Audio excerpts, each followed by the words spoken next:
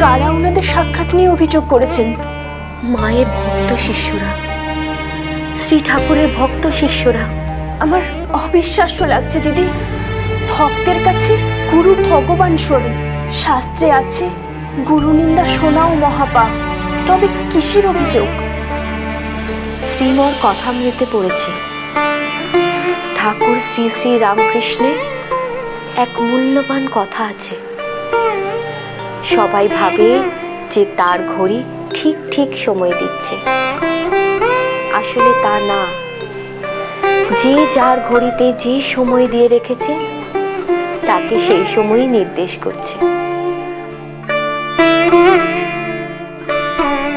তেমনি ভিন্ন ভিন্ন ভাবাদর্শের ভক্ত শিষ্যরা ভাবেন আমাদের গুরু সবার সেরা। কিন্তু গুরু মহাত্মারা জানেন তারা সবাই এক কর্মই করতে এসেছেন, অন্ধকারে আলো জ্বালিয়ে দিতে। রাতের পাহারাদারদের দেখো না, আলো জ্বালিয়ে জ্বালিয়ে দেখে কে কোথায় শুয়ে আছে, বসে আছে, কিন্তু কেউ পাহারাদারদের মুখ দেখতে পায় না। ঠিক সেই রকমই ভক্ত শিষ্যদের অভিযোগ শ্রী ঠাকুরকে আর আনন্দময়ী মাকে নিশ্চয়ই খুব আঘাত করেছিল। একেবারেই না। ওনারা ভক্ত শিষ্যদের মুখের ওপরে ফেলা আলো নিজেদের ওপরে ফেলে দেখালেন, যেন বলতে চাইলেন এইবারে দেখ আমাদের মুখ।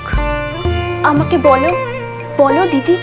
শ্রী ঠাকুরের কাছে আসা তার ভক্তরা সরাসরি তার কাছে অভিযোগ জানালেন। হরে কৃষ্ণ হরে কৃষ্ণ।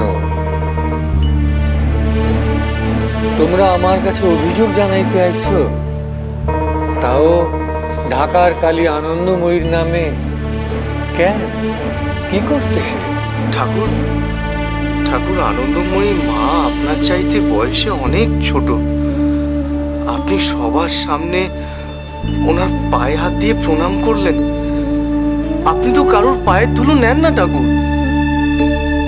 কিন্তু আপনি আনন্দময়ী মায়ের পায়ে হাত দিয়ে প্রণাম করলেন, অথচ আপনি বয়সে বড়, উনি আপনার পায়ে হাত দিয়ে প্রণাম করলেন না, শুধুই হাত জোর করে রইলেন।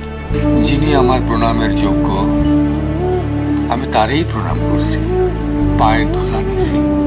সাক্ষাৎ ভগবতী তিনি, বিশ্বজননী জগৎ জননী।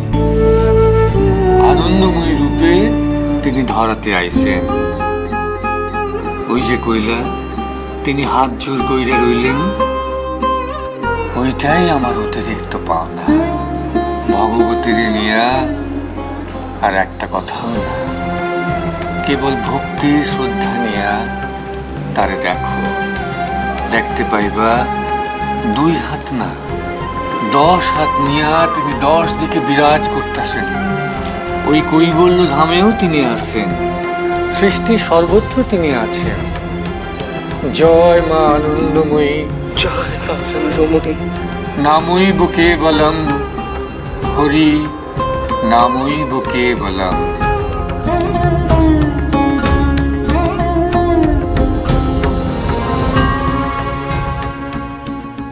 শ্রী শ্রী আনন্দময়ী মা। সোম থেকে শনি সন্ধ্যে 6:30 আকাশ 8-এ।